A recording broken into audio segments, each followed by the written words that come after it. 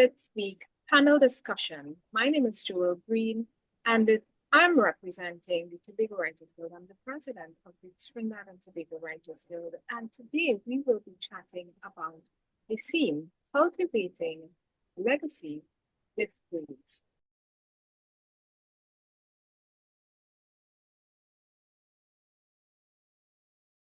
And we have with us two amazing authors and some powerhouses in their own right.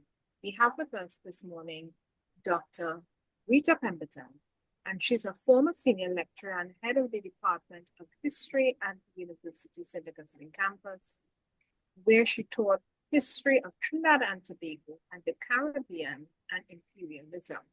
She served as UWI's Deputy Dean, Student Affairs in the Faculty of Humanities and Education and the Caribbean Examinations Council, CXC, on the CSEC Caribbean History Examining Team since 2000, and its chief examiner from 2008 to 2016. She has served the country on several boards, and she's a past president of the Association of the Caribbean History, the Association of Caribbean History, and was a visiting scholar at the JNU University in New Delhi, India, and Warwick University in the UK. She collaborated with researchers from Benin and Brazil on the cholera pandemic of the 1850s, and she has supervised and examined graduate students in the Caribbean, UK, and India. She was the keynote speaker at the Center for Black and African Arts and Civilization Conference on the Cultural Renaissance, the Africa We Want, and Agenda 2063 in Lagos in 2021. And we want to thank Dr. Pemberton for being here with us today as we discuss cultivating literature with words. We also have an amazing poet with us today. Welcome, Ria. Thank you. And Ria Manley is a Jamaican poet and educator. She was selected at the as a Bocas Breakthrough Fellow for Trinidad and Tobago in 2024 and shortlisted for the Edward Bow Prize for Poetry in Jamaica in 2019 and 2022. Her writings has appeared in the free magazine New Voices and is selected by Lorna Goddison, UWI Press 2019, and the Caribbean Quarterly and other literary outlets. I want to welcome you, ladies. We're so happy to have you. As we have this discussion of cultivating legacy with words, I think you all are well placed in terms of the work that you've been doing, in terms of the the journeys that you have been taking to have this discussion with us. And I want to get your take on what that means for us as Caribbean people and as persons who are going into the academic fields. When we look at cultivating legacy through words, are we looking at it on an individual level, or are we looking at it from a macro level? Give us your take on that, macro, micro, in terms of individual or institution.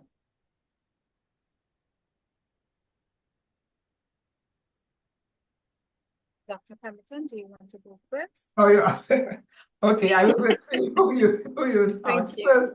I think we have to do both. It has to be macro and micro. We want to get information from all sources, and particularly in the way the Caribbean historical experience has been, some very important elements of culture and people's social behavior have escaped recording because the dominant recorders then were interested in other things. And we have, there was a phase when information was classified as official documents, and what is in the, or what was and still are in the documents is a perception from a particular group of people, and real experiences beyond that kind of perception has not been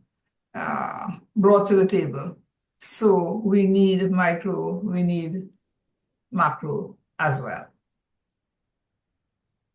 I love the fact that you brought up film dominant recorders, those who were in charge of keeping the records, told the story they wanted to be told about themselves.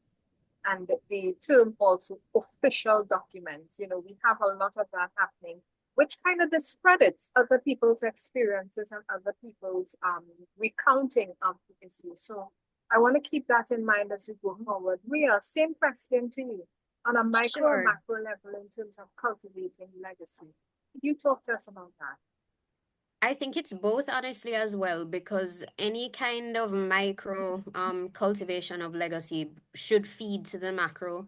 But again, when we think about dominant cultures or who gets to record and what those stories are, in the very specific consideration of language, when I first saw the theme, I thought to myself, we lose so many even within language idioms with contemporary when we look at how children are learning language now and what it is that they take in, the way that they express themselves, they tend to spend a lot of time consuming international media rather Yes. than things native to where we are. And as a phenomenon which many educators of young people observe, young students have accents that are not kind of where we come from. And, I think, yeah, I would say in terms of macro and micro, and then what we do as well is as individual creators and artists is we contribute to that legacy and hope that we could influence it to make it more cohesive, I would I think. think you hit on a really good point there in terms of identifying or having an ability to objectively look at the legacy we have already created. We're talking about creating the legacy, right? That is futuristically looking forward. But what have we been creating? And we have been creating a legacy that perhaps is not something that can be identified as our own, cannot be identified as truly belonging to Trinidad and Tobago, and it comes even down to our language. So I love that you brought that point up. Ladies, when we talk about these topics, cultivating legacy through words, there's such beautiful words inside of this topic, and we can deconstruct and reconstruct these words. But what I would like us to do, Dr. Pemberton and Andrea, could you tell me, in your own words and in your perception, what does legacy really mean? When we use that word, what are we talking about? Dr. Pemberton? Legacy? Well, legacy is something that you leave for the future, right? Your mark, your trademark, achievements, but also the legacy must, or well, should be constituted with what we have inherited. What has not been recorded sufficiently.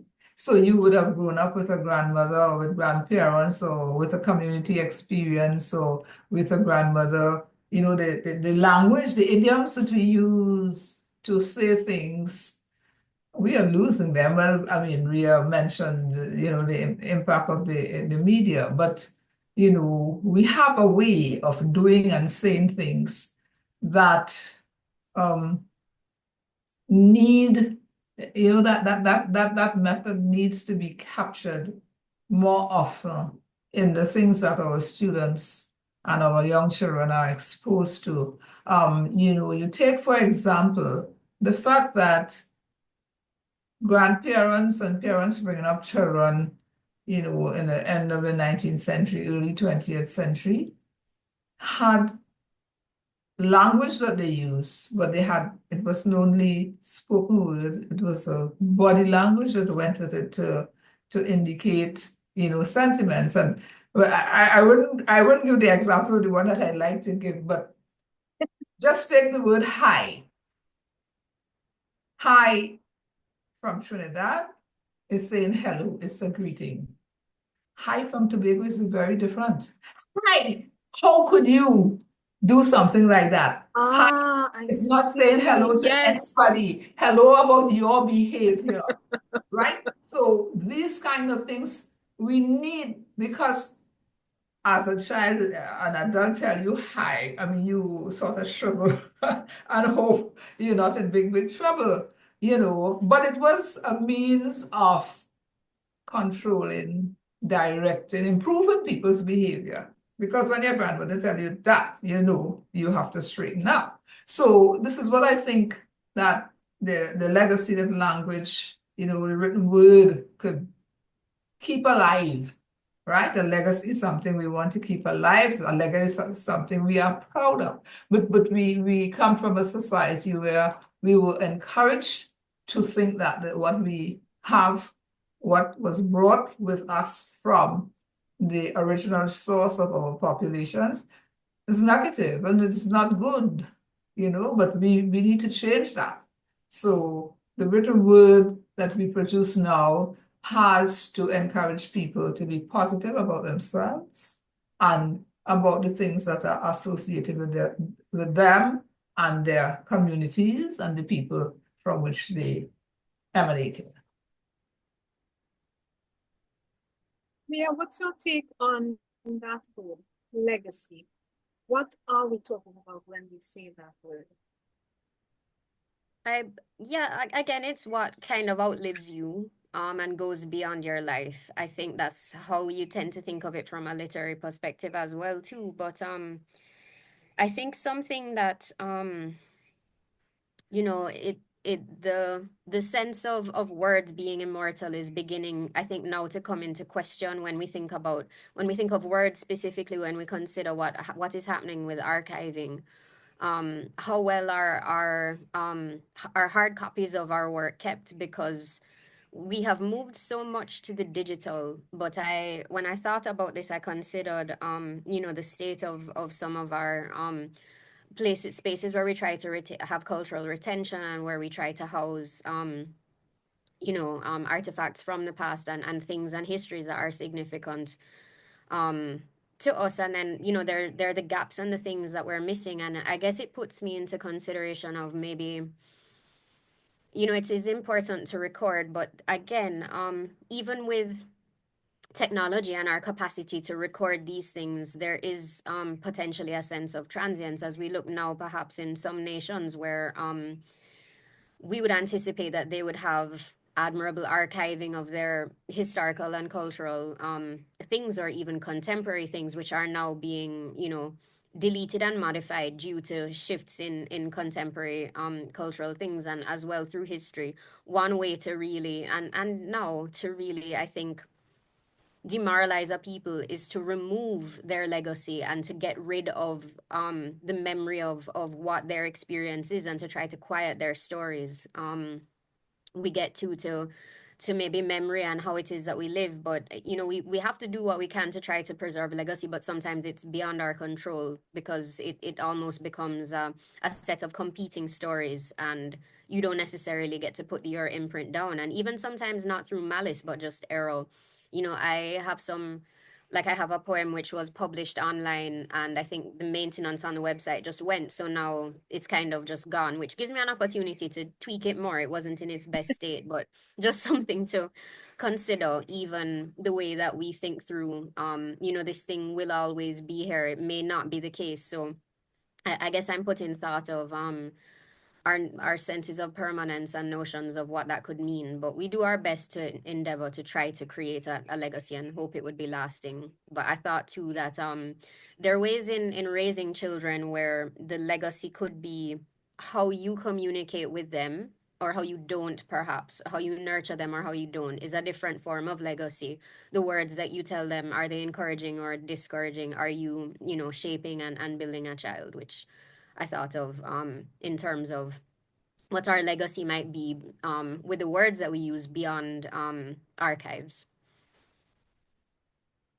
Yeah. Ladies, you all are bringing up such good point. Dr. Pemberton, go ahead, please. No, I was going to say that the issue about legacy and permanence has to do also with perception. So you want to have records and you want to keep them, but who are the keepers and who determines what is kept and what is not?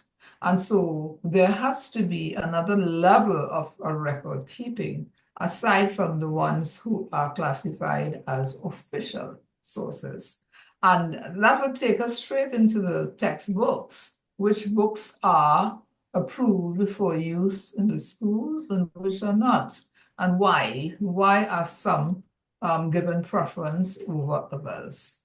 And we have to go right home as well. The language that is used in the house and the factors that guide the upbringing of the children. Do we as parents encourage the children to be positive about themselves and to treasure the things that we have traditionally done? So whilst it becomes very fashionable to wear some brand name sneakers or handbag or whatever, what do we do about the things, the way we are accustomed to doing things, the way we are accustomed to eating, the way we dress for particular occasions, or do we dress like what we see on TV? All these things matter, and all of that affects legacy. So a community is identified by its way of doing things, its way of saying things, and people who are writing about those communities are supposed to record, how we express ourselves. And when we look at the language that we use, although we have been sort of bombarded with well, I don't know if that's the international language. I mean, there are some of them I don't understand. But if we go with those, no, but I don't. I see somebody send me something with the @ sign. What does that mean?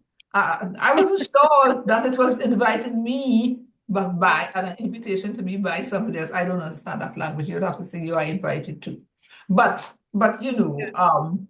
we have we have to do these things that we have to say to the children what we want to see, but we have to get the children to understand it is not necessary that you buy things because they are advertised as. And we have to tell ourselves that too. I mean, we could go on forever, but I just want to give the what I consider a very painful example. What has happened with traditional medicine? It was put in the doghouse. It was a no. You don't do that. You don't know what the leaves can have in them. You don't know what percentage of iron or whatever is in it. So you go to the pharmacy and buy something for $400 and that is it. But no. So now you have been bombarded with a lot of literature of the value of the same things you have growing in your backyard.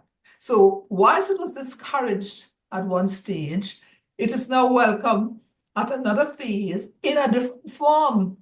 So why is that so? Your grandmother would have boiled her little leaves and everything and give you for your cold or your sore throat, and it would have worked. But now you have to go to the pharmacy and buy it for a pound and a crown, as they would have said then. And we were not encouraged to develop the pharmaceutical element of our backyard gardening, because that is what it was. Everybody's backyard garden was a pharmacy in addition to a food place. I see what you're saying, Dr. Pemberton, and I'm getting what we're looking at as well. What's coming out of the conversation is permanence versus the temporary of the legacy that we're creating. Whether it is positive or whether it is negative. And how do we look at creating perhaps a permanent record of the positive things, the valuable things from our history, our heritage, our culture. And I'm looking also at both of you have mentioned how we are interacting with children and perhaps what those words may mean in different spaces. So for instance, Dr. Pemberton, you said, in Tobago, hi is, how dare you? And, in Trinidad and Tobago is a AA. It is similar, but, that kind of way. I mean, if my mother looked at me and say, like, oh, you think you're big, you think you're grown. And, Yeah. if they say in Tobago, hi, what's happening here? It's just kind of pull up. But, the way we speak and the way we interact, it comes from and it leads to the words that we use, the words that we're using and writing in terms of the books that we're putting forward. I want us to get into a quick conversation about literature, Caribbean literature, because we've been talking about those oral, the way we're using words orally, and it leads us to how we're putting them down on paper as well. And what we're looking at is that ability to create a legacy, cultivate it. Creating is one thing, but cultivating is another.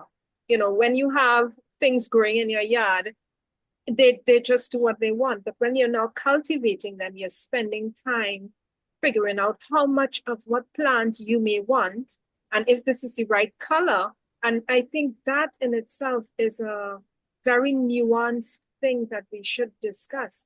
Are we cultivating a legacy that we want as Caribbean people, as Caribbean nationals, as Trinbagonians, as Trinidadians and Tobagonians? Are we cultivating, pruning and massaging and making sure that we are living something positive, motivational, and as Dr. Pemberton is talking about, even pharmaceutical? Are we keeping records of what plants, what medicines, what they're doing, herbal books and all of that? So I'm throwing it out there to you ladies. What is your take on how and if we are doing it at all? And if we are, is it enough?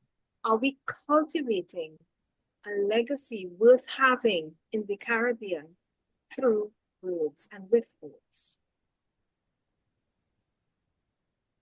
Dr. Pemberton, you'd Yes. like to follow you first. I would say it is being done. The extent needs to be increased. I think too that the words, Caribbean literature and words need to be amplified because as Caribbean people, we do not only communicate with words. Our words are strengthened and even directed by body language. And so I think Caribbean literature needs to have more supporting illustration, not comic things, but something to show that, so if you come with your hands on your hip and, so you send the message across because body language was a part of it. And it is a part of Caribbean language. So I would think, when you read poetry, you get an image, right? When you write a story, you want to get that kind of image as well. The story tells you, well, he coughed him in his face or whatever, but you want something that resonates with the people, that they recognize it, the speakers or the readers, that they recognize it as something that we have had. And that way, the language, the words are passed on, but the supporting pillars of the word are also transported from one generation to another. Thank you very much, Dr. Pemberton. Ria, your take on this cultivating legacy through it? Are we doing it enough? And if we are, how well are we accomplishing this cultivation? Yeah, it's interesting. When I think about cultivating Caribbean literature, sometimes I feel that maybe we're less aware because there is a lot of contemporary Caribbean literature, fiction, and poetry is quite alive, and there's a lot of it. But I don't know how much people read of it. And I found with some young people who I would recommend, contemporary young adult Caribbean literature books to, they would say, well, I can't understand the dialect in this, but That's right. in teaching high school students for CSEC, it was beneficial, I think, when we had the videos of the performance pieces of the art of the poems for them to understand, because if it's about cricket, some of them don't know that in Jamaica, especially. Some of them are less familiar with that. They don't know what certain things mean. So I think the visual representation, again, to we are so flooded now with media and video that I think it is a way that people best make sense of how to of what they're of how we take in the world, and how I think maybe we need to, as you're saying, go beyond the expectation that words on the page are enough, because while lovers of literature and lovers of words on the page may feel fine with static black and white on a blank page, it's not necessarily how many people take that in. And to keep what we want to say alive, it may be necessary to figure out new ways to communicate, and ways to keep that more alive, especially with younger audiences, I would say. For the imagery and the vibrancy, I know that I always feel disappointed if I read some kind of Caribbean text and it feels very flat and Body. there's nothing of Right. us in it. I get confused about that, or we get some misrepresentations as well, but there's room for everything. Thank you for joining us here on Trinidad and Tobago Writers Guild, chatting here with Dr. Pemberton, Dr. Rita Pemberton, renowned historian, Caribbean historian, and Ria Manley, award-winning poet, Jamaican heritage, and Caribbean perspectives. We want to thank these two ladies for being here with us today and for sharing their perspectives on the topic of Campus Lit Week, which has been cultivating legacy with words.